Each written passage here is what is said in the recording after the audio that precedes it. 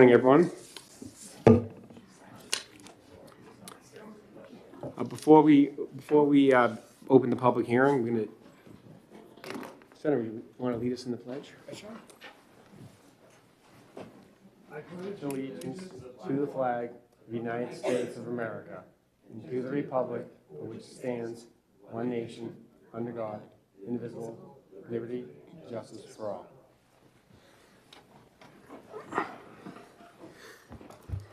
We will now open the public hearing on Senate Bill 76 relative to the Office of Child Advocate, and that will be introduced by Senator Long. And he does have an amendment floating around, so anyone who wishes to comment on that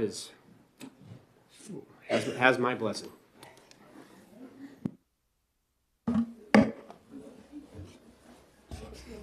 Thank you, Mr. Chairman.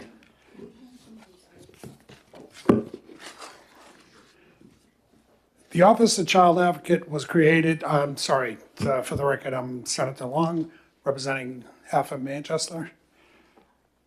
The Office of Child Advocate was created in 2017 by statute in response to some high-profile child deaths in the child welfare system. In 2020, the language was expanded by statute to reach beyond just the child welfare and juvenile justice realm of DCYF, to include all executive branch child-serving agencies, along with the service providers that work with those agencies providing services to children and families. At the time of that expansion, not all of the language was updated to expand the scope from one single division to all of those agencies.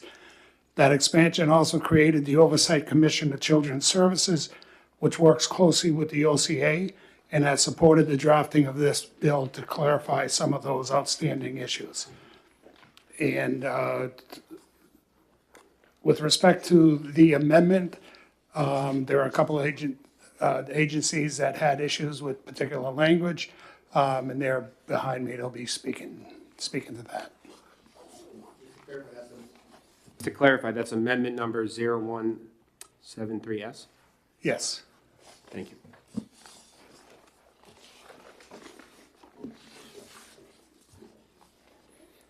Thank you, Senator.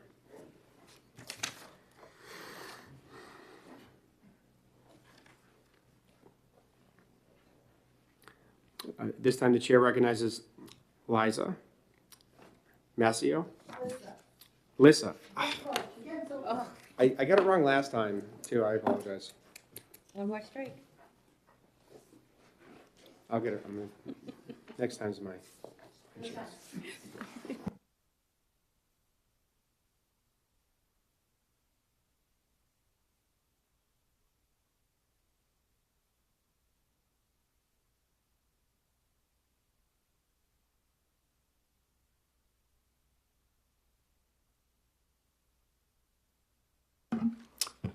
Good morning. My name is Lissa Mascio. I am the Associate Child Advocate for the New Hampshire Office of the Child Advocate. I'm our Legislative and Policy Director. We are here in support of SB 76 relative to our office, and thank Senator Long for introducing it for us.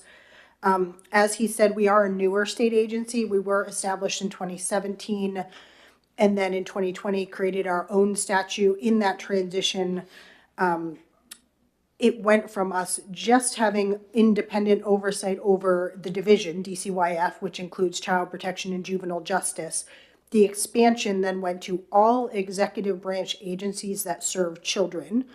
And I gave you our full statute as well as it currently is if you wanted to compare.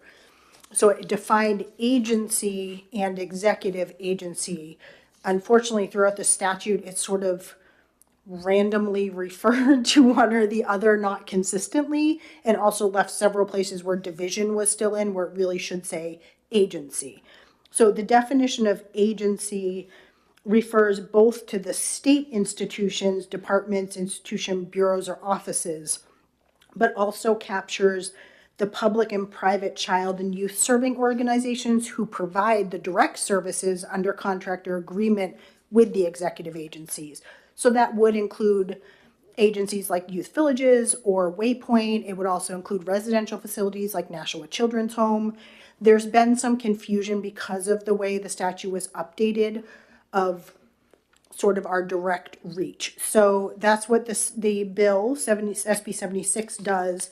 The amendment was after some discussion with some of the community agencies that do many more services, not just those youth-centered services through contract or agreement. So the amendment is just to clean up the cleanup and make it clearer that when we are providing oversight, specifically requesting access to information to those broader agencies, the public and private agencies, it is only relating to the services that they're providing for children under those contractor agreements. So, for instance, Waypoint also offers a lot of services to the elderly. The Office of Child Advocate under our mandate does not oversee those services. So the clarification is just there to tie RSA 21V4I or 1 back to that definition of agency. So further cleanup to the cleanup. So really the language, I'm here to answer any questions about the bill as far as impact, but we don't see it as expanding or changing our scope. It's really just clarification because some of the use of language in that update has been confusing. So I'm happy to take any questions about specific parts. If I may inquire, and thank you for taking my question. If you go to page, the first page, line 6, and it goes into line 7, it says should have received services from the agency. Kind of, I guess, I understand they have received, right? Or are receiving, that makes sense, but when it comes to determining should have received, how exactly is that gonna play out in the real world? So that is, I appreciate the question. That is one of the main charges of our oversight, and I did bring one of our ombudsmen, assistant child advocate, Jason Taylor. He does the direct on-the-ground work. We take calls from anyone in the state that has a concern about a child receiving services, but often it's a child not receiving services. One really good example is children ED boarding. They're stuck in this crack, kind of. And so often the call is this child should be receiving services through Bureau of Children's Behavioral Health, BCBH. They're on a wait list for Hampstead Hospital. They are in a DCYF case, but the parent won't take the child back because they feel endangered. So that's really just to clarify that we do take sort of both kinds of calls, kids that are already in the system or kids that are kind of falling into one of those gaps. And you can even think about Harmony Montgomery in that instance of a child who is not receiving services. DCYF checked in several times, but maybe should be. And people are calling us just like they would call central intake. And we often do recommend that people call central intake. That sounds like a concern. But we also take the case and look into it. Often these families have history with DCYF, and our statute actually looks back 3 years. A child that has received services within the last 3 years is receiving services or has maybe fallen into one of those gaps. But who is making the determination that a child should have received services but was not? I appreciate the clarification. Yeah, I understand your... Obviously, if they're receiving services, that's been determined if they were present or in the past. But if they should be receiving it, I guess how is that? Ultimately, it's the state agency. However, we oversee independently their work. So it may be that when we look into it, we see a policy or practice that that child should fall into and maybe is not. And so really it is a question we bring to the agency. We have direct access into all the agency records. We can look in Bridges and kind of see what's going on. And then we can also outreach to the direct worker or the office and say, hey, what's going on with this kid? You know, are there protective factors in place? You know, can we help connect them? Because that's another thing we do is sometimes we sort of act as that neutral intermediary and try and bring folks to the table. For example, in those ED boarding cases, it's very complex. You've got a hospital, you've got BCBH, maybe DCYF, maybe juvenile justice. So we can sometimes then act sort of as that intermediary and bring people together to find solutions. But we are looking to the agency's statutes, their laws, their policies, but they are the ultimate determinant. We don't provide direct services of whether the child fits in, but we're sort of there as a neutral observer and evaluator of the facts because we sometimes have more time to do that than the overloaded system. And the other question I have on page 3, lines 17 to 22, I understand that's discussing the exemption under 91A. Obviously, it has the complaint, that's the existing law. But there seems to, I read this as kind of expanding what would be exempt. I'm wondering how, is that an expansion, and how, what's the impact of that? You're talking about under Roman 3A, investigate the actions of any agency and make appropriate referrals? I'm on page 3. Oh, I'm sorry, I'm on page 2. That would Page 3, solve line that problem. 17 to 22.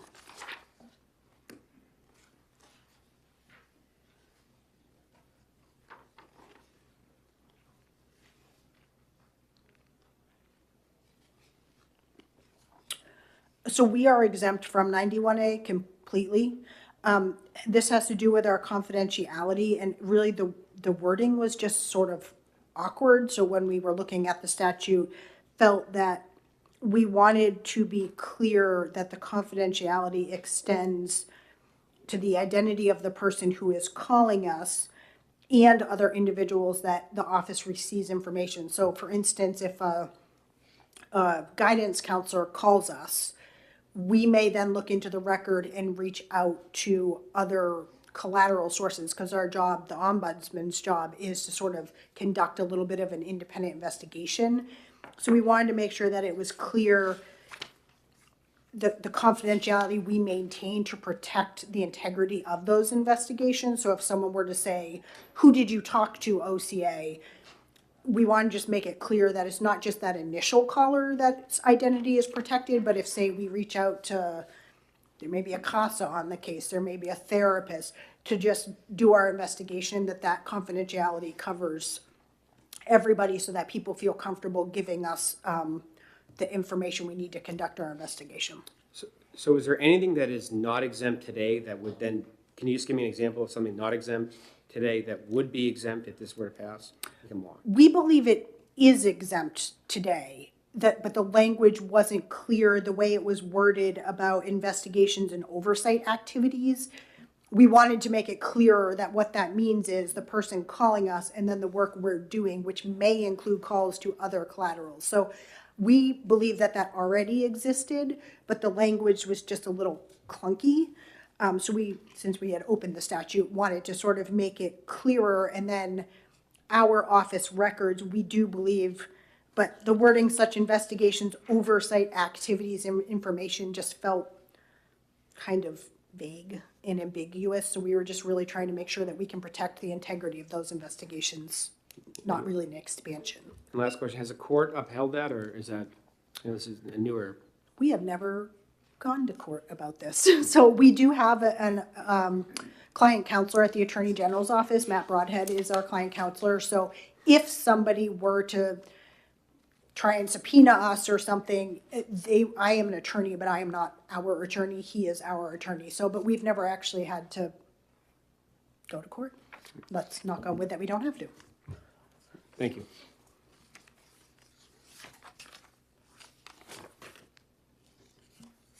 Any questions? No. I see no questions. Thank you again for your testimony and answering the questions. At this time, the chair will recognize Lisa Walford. Senator, I'm sorry, I might have signed in for the wrong bill. I do support this legislation, but I'm here to testify. Do I have the wrong list? I do have the wrong list. I'm on both of them, so. Is anyone, any members of the public who wish to testify that haven't already? You are recognized.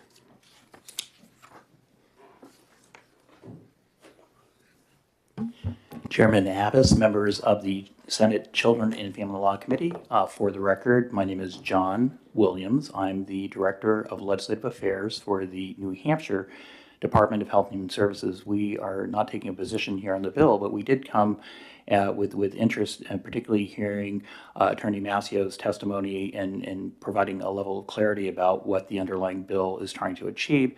Clearly, we as an agency ourselves sometimes go through the process of going back through legislation to see what can be done to bring clarity in terms of our authority to doing whatever it is, that the good works that we do. And that's my understanding from the testimony that was presented to you by Attorney Massio, and working along with the Department of Justice with the Attorney Broadhead's support.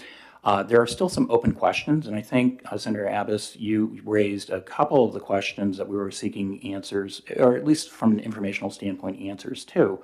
And I think when it comes to statutory construction, the import of language is really critically important to understanding what the scope of legislation is. And again, we're here not taking a position on the bill, totally understanding the need for an executive branch entity such as the Office of Child Advocate to bring clarity, but we think that there's still some questions that perhaps either Attorney Massio or Attorney Broadhead might be helpful in providing information to this committee.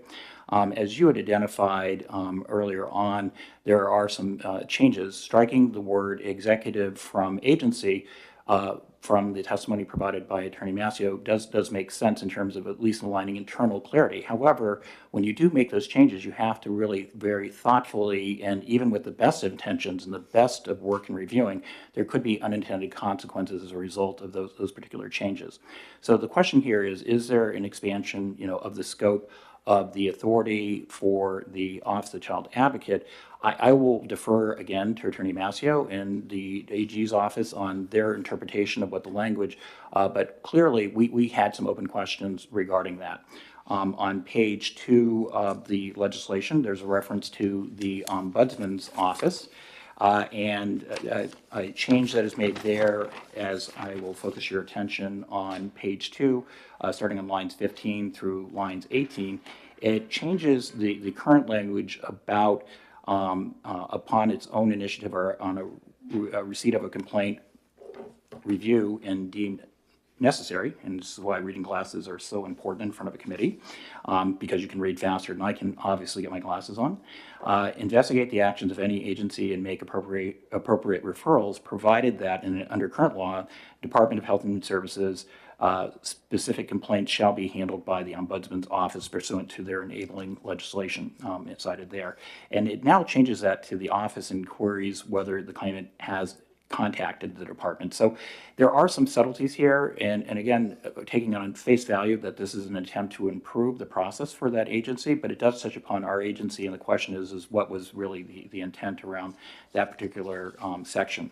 Also, I'd like to draw your attention, and Senator Abbas, you brought the attention on page 3 about the concerns over the right to know, and I'm not here to weigh in on any of that, again, deferring to Attorney Massio and also Attorney Broadhead at the Attorney General's office, but a matter that wasn't discussed in front of your committee, and I'll bring up for your consideration, is the question we had relative to on page 3, starting on lines 1 through lines 6.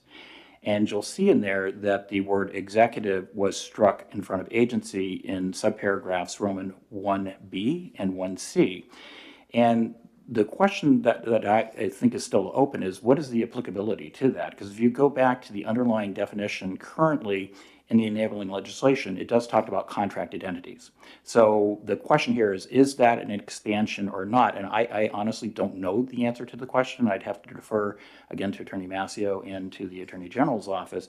But when it starts off under current law, that the office, meaning the Office of Child Advocate, shall have access to the following information in Roman subparagraph A: all case records, all third-party records, including the health care records of any child receiving services from an executive agency, and all records submitted to the courts.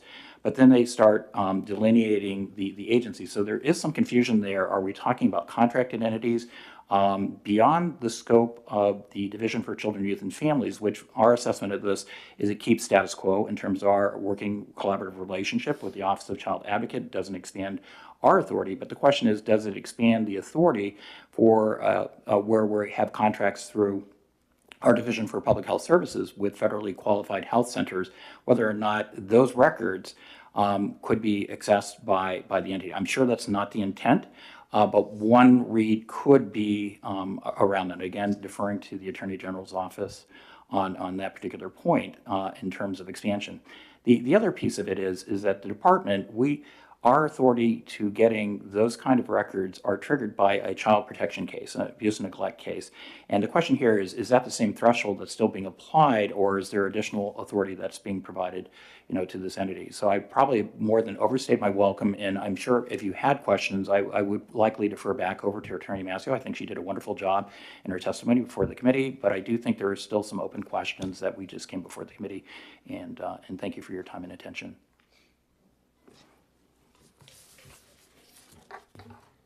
Seeing no questions, I want to thank you for your testimony.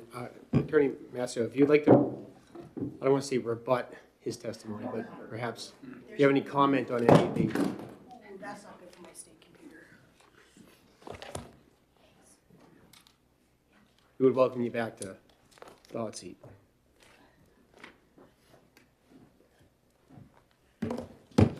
Thank you. I don't need to rebut Attorney Williams. We'd like to clarify. I'm not sure if you got the amendment. Okay, so I actually thought you were initially referring to this page 2, so I will start there. Page 2 of the bill, lines 15 to 17, this has to do with the DHHS Ombuds Office. So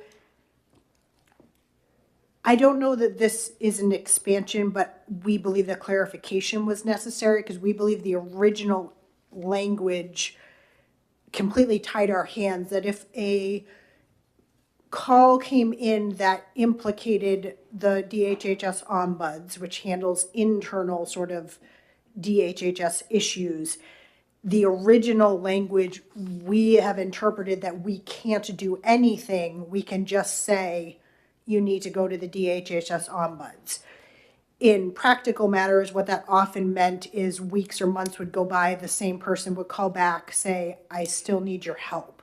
So we hope that this would streamline the process because often there is a piece of what they're calling about that is something the OCA can and should be looking at, and a piece that needs to go to the DHH ombuds because they just play a different role pursuant to 126A4 Roman 3.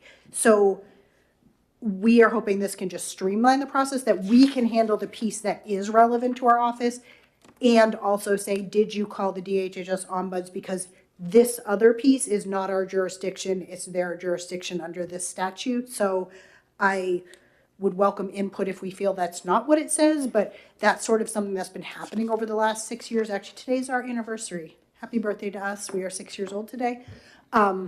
That it was just creating a lot of inefficiencies in the system. We also often refer to the DHHS constituent relations and work closely with them, but we do different things. So we felt the original language kind of tied our hands, that then that person had to wait and go through that process, and they still had a piece for us. So that was that piece. Again, as I said, we don't believe that page 317 to 22 changes our exemption. It just clarifies that confidentiality piece. And then the lines 1 through 6 is what the amendment addresses, that our relationship with the executive agencies, and I think the amendment makes this clearer, has not changed at all. Our reach to the agencies as defined in our statute is separate then, that we can get records from them, which we currently already do get these records, but there's been some confusion about the process and it's become very clunky and really is inefficient. We can only get their records as it specifically relates to their contracted and agreed upon services as defined. And when I talked to Matt Broadhead, we didn't feel, just as far as statutory construction goes, and I'm sorry, I'm going to go into like lawyer weeds for a second. We believe the original draft, because of the way agency is defined within the statute, that agency would go right back to it and it would be limited, but we absolutely understood the concern that that felt like maybe it could reach into other places, and that's not the mandate. I believe if that did get questioned, we would be confined to our statutory mandate, which means our reach over those agencies is just relating to the records relating to those contracted or agreed upon services. So I don't know if that made sense. Thank you. Any questions? See no questions, thank you again. Thanks. Are there any members of the public who wish to testify on Senate Bill 76 that have not? Please state your name for the record.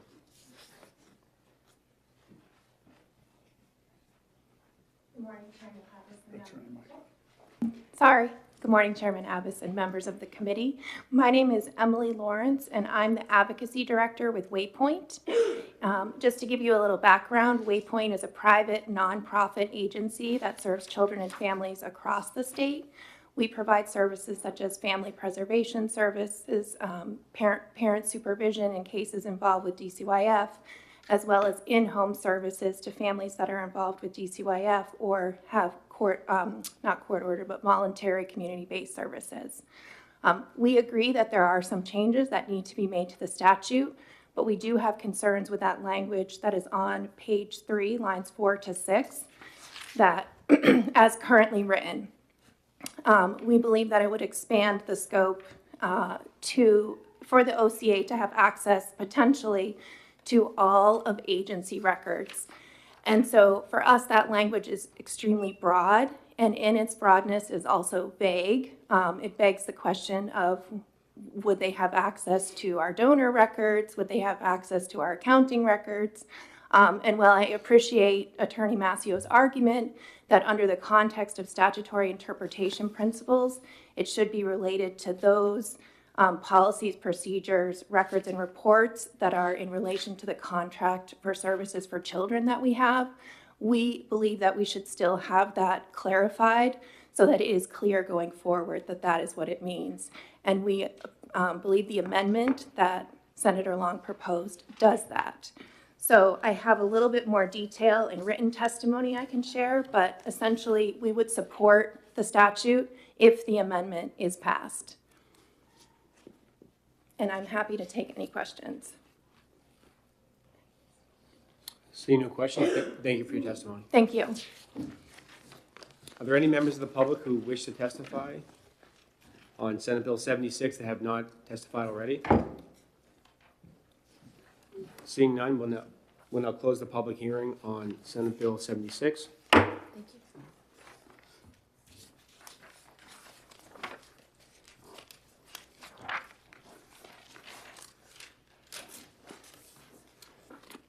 We'll now open the public hearing on Senate Bill 77, providing children in delinquency and children in need of services cases. The identical types of psychological evaluations as children in the child protection matters. At this time, the chair will recognize Senator Alshar.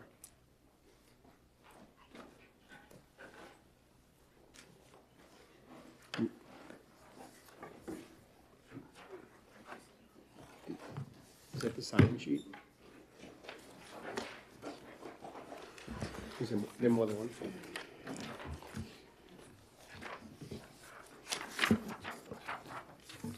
Good morning, Mr. Chairman, and thank you very much for hearing my testimony this morning. It feels good to be in front of another Child and Family Law Committee.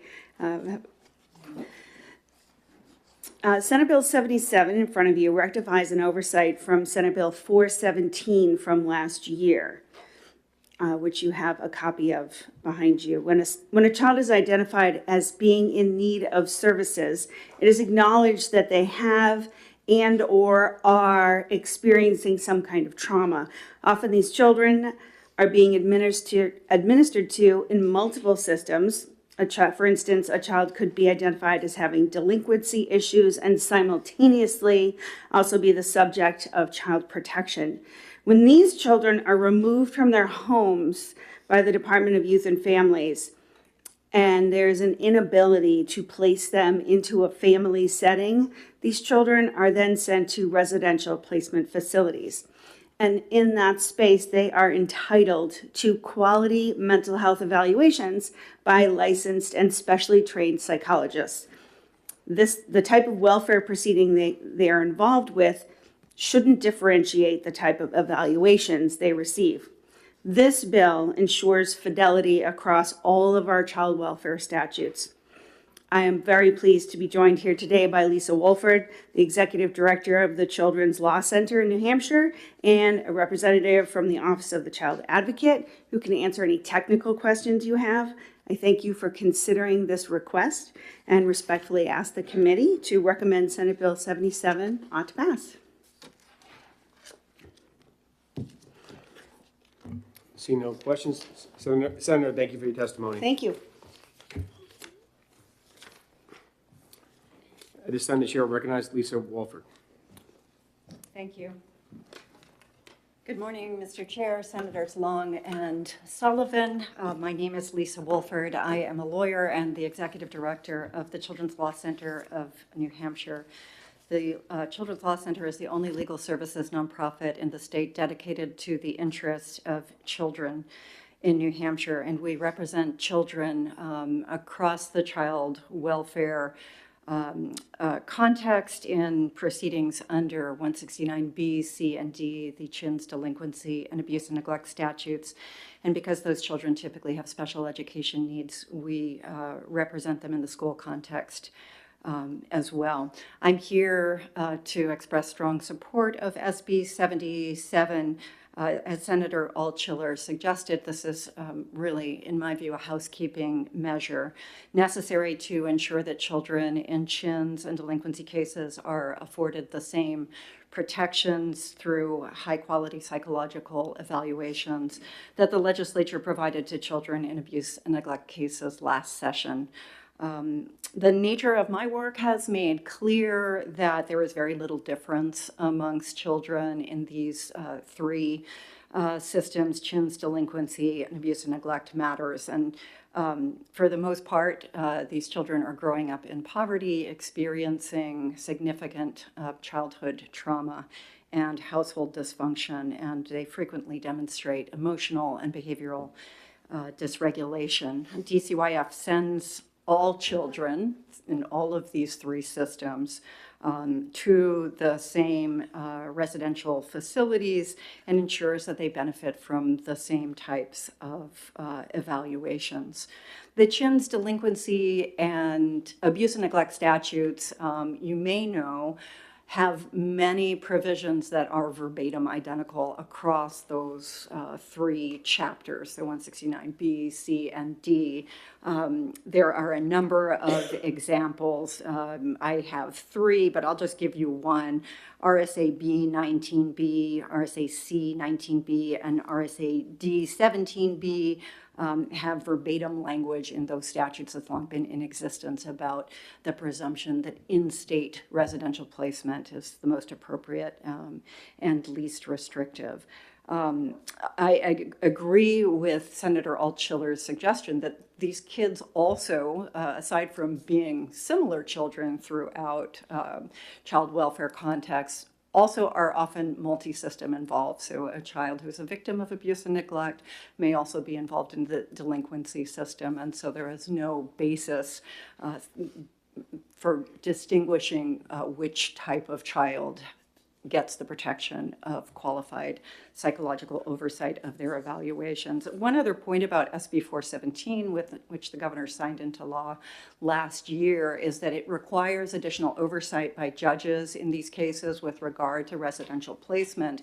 And one of the provisions of an SB 14 statute, which is RSA 169F8, requires judges to prioritize in their review of assessments, to prioritize assessments that are recent and done by qualified psychologists. So this legislation would bring into line the state of the law with regard to 169F8 as well. If the committee has any questions, happy to answer. Dr. Cassie Yackley, whose language was really the basis of the legislation last year, is not available to testify today, but she does have written testimony, and Melissa Matthew, I believe, is prepared to read that testimony into the record if the committee permits. Seeing no questions, thank you for your testimony. Thank you so much. Are there any members of the public who wish to test?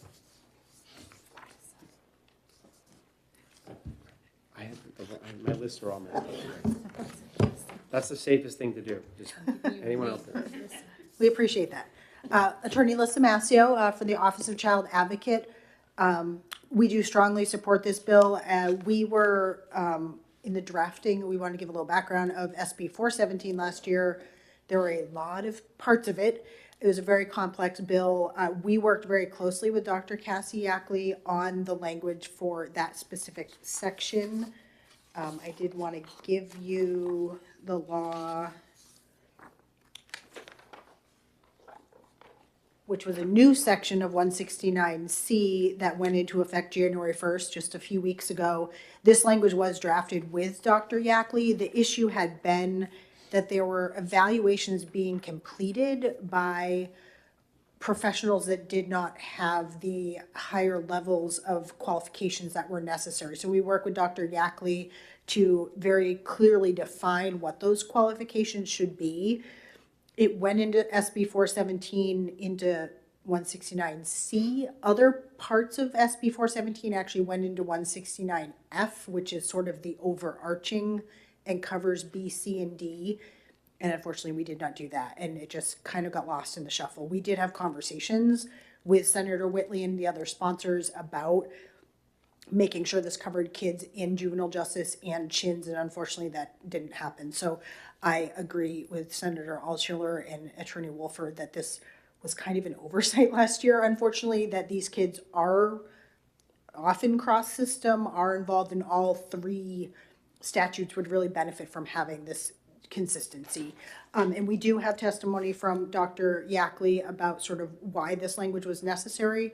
I am happy to either read it into the record or just give you the written testimony. She gave similar testimony last year about why this section was important in 417, so I will defer to you whether you would like me to read it or just hand it out. You don't have to read it into the record. When it's written testimony is provided, it's part of the record. She did want to be here in case there was any questions, because I cannot answer questions on her testimony, but I'm happy to answer any questions about sort of 417 and why that occurred there and why it's important, although I think Attorney Wolford covers it well. She represents all of these various buckets of children who are in fact the same children.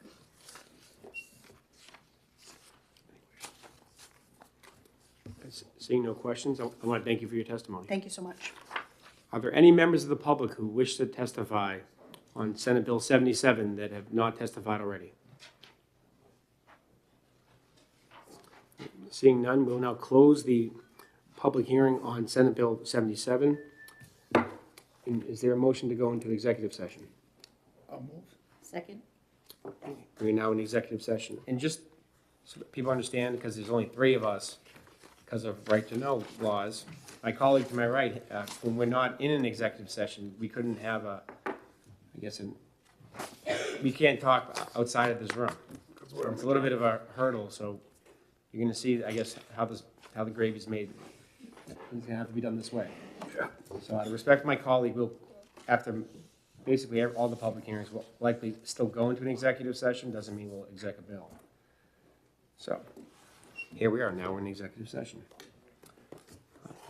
Thank you, Mr. Chairman. Is there any bills you'd like to discuss? I was just,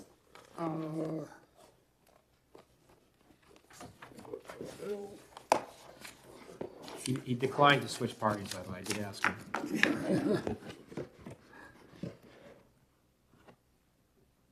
yes, on Senate Bill 23, I wanted to discuss. I know we didn't exact, I wanted to see if there was any potential issues with the bill.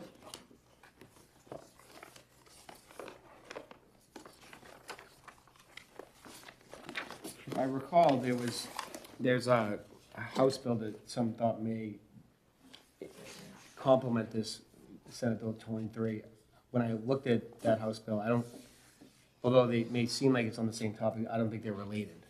I think it's a different area, so putting those together I don't think would be appropriate. So that's kind of why we held off on it. Okay, I was just wondering if there were any other issues with it.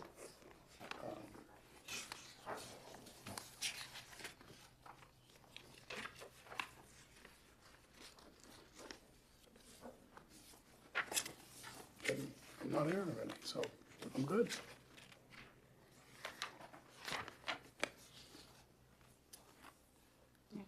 Any issues with it? Any comfortable executing that today? Not yet? Doesn't have a fiscal note. Right, no, that's. But, I mean, it has an earlier deadline with the fiscal note, so I'm saying. We don't have to execute today, but. Right. Maybe we'll make it our goal, we're meeting on Monday, so we can make it our goal to exec that on Monday. Sure. In respect to Senate Bill 76, I think there's some questions, I'll reach out to Attorney Broadhead and talk to him, see what concerns he has. In respect to Senate Bill 77, which I think is the easiest one to deal with. Yeah, Yep. I'm good with moving that. So we'll have an executive session on Senate Bill 77. Anyone wish to make a motion? Go ahead. Go ahead. I'll move to pass. Second. So moved. I think the language is already in RSA, and it's just kind of putting it, it's cut and paste. That was probably the easiest bill to be drafted, right? It's just, Sure. I think that having consistency is not, it's really the intent, and that's what we want, so I got no issue with that. So I'll support not to pass as well. So all those in favor of the motion of ought to pass on Senate Bill 77, please say aye. Aye. Aye. All opposed? Seeing none? Is there- Consent. Yep, consent. Second. Seconded. All in favor, please say aye. Aye.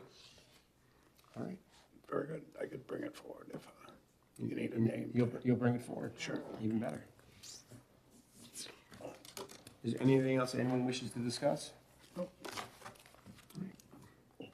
We'll now close the, we'll now adjourn for the day.